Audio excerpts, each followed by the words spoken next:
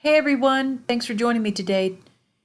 Today we're going to talk about a SWOT analysis and what it is. This is a part of your business plan when you write it. If you have questions about the business plan, take a look at the previous videos. I'm happy to answer any questions you might have. So get a pen and paper out and let's get started.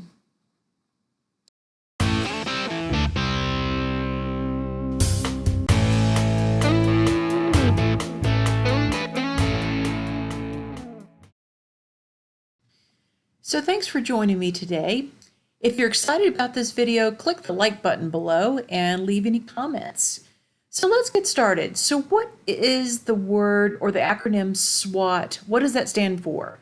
That is strengths, weaknesses, opportunities, and threats. So we can look at a SWOT analysis in two different lights. The first one, we can actually look at the company. And when you're writing a business plan, this is what it's referring to. So a company or your business idea, whatever it is that you're trying to start as a business. So we can look at a SWOT analysis as a company, and that's what we're going to focus on in this video.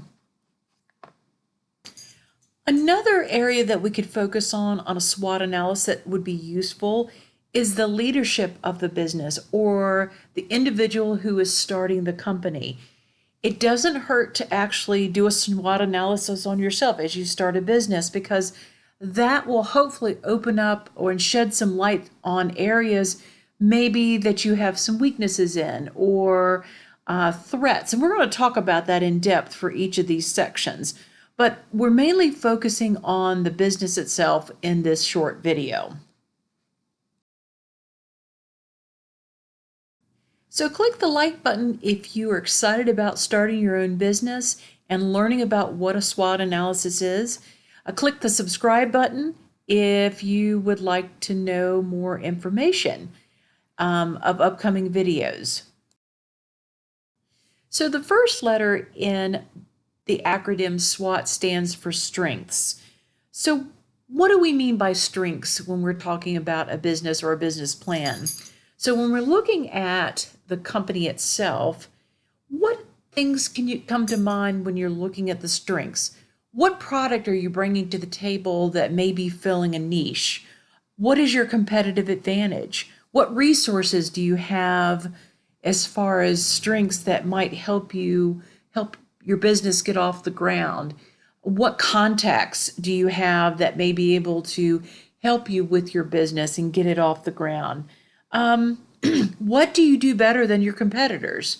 So you may want to think about different aspects of strengths pertaining to a business. So the next letter in the acronym SWOT is weaknesses.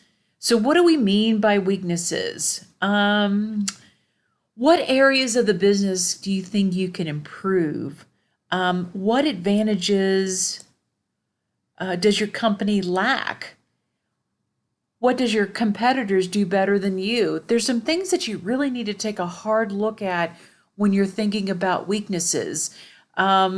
Weaknesses could also mean things like maybe you need a specific type of computer system that is going to need to be installed in your company to help regulate any kind of ongoing threats that may be coming into the company. There could be a numerous way to look at the weaknesses. Maybe you don't have a lot of funding available to start with. So there's some things that you need to look at that might be weaknesses in the company that you're starting.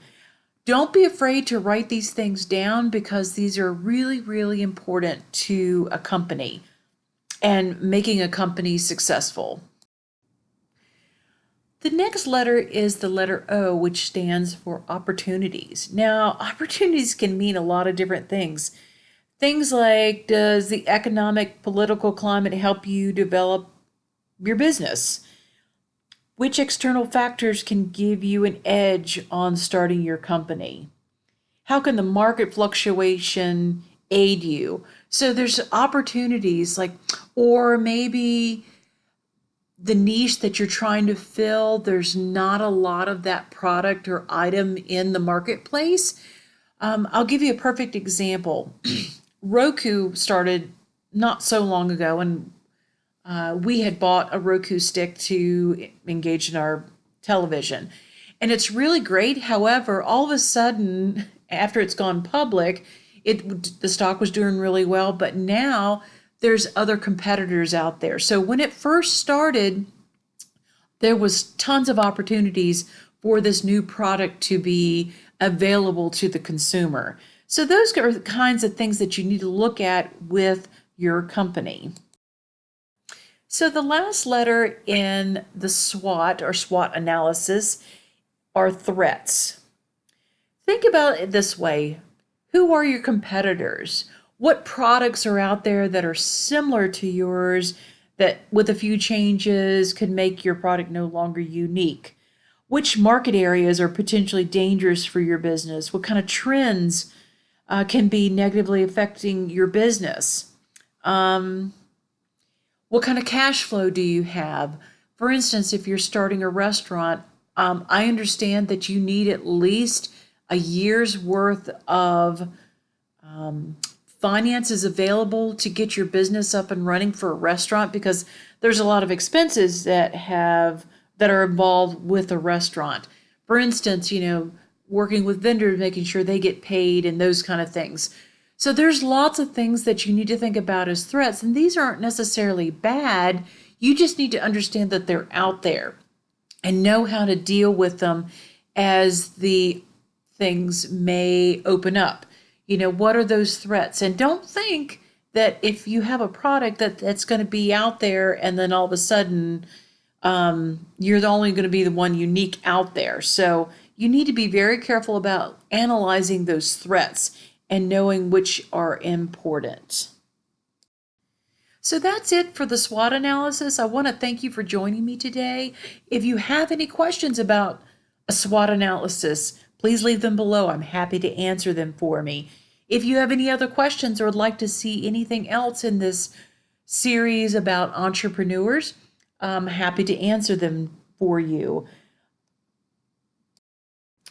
If you have any other questions or anything like that, I can also point you in the other direction of our website, www.drmaryalford.com. And again, thanks for joining me, and I hope you have a great day.